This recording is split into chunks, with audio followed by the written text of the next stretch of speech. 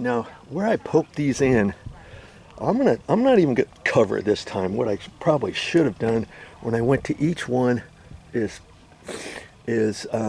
after I got all done, before I backfilled, I should have checked everything, because I came back because I noticed this area was all wet, and it was because there was a little pinhole in one of the 1/4-inch old tubings that I reused, and it was spraying out, and I had to fix that.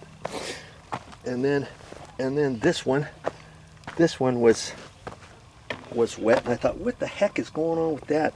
I had a new little 90-degree elbow there because it was coming straight up, and I didn't want to have a long sweep with the tubing.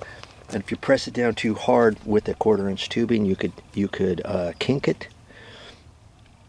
And so that was spraying out, and I had to fix that. This one was moving around, and I had to fix that. See, I put some rocks in there. I did that, and then it pretty much stopped leaking. And that's the thing, when you get ready to use old pipes, even though I put a new elbow in there, it was into an old hole, and the coupling, the old coupling was just flopping around, and so I reused it.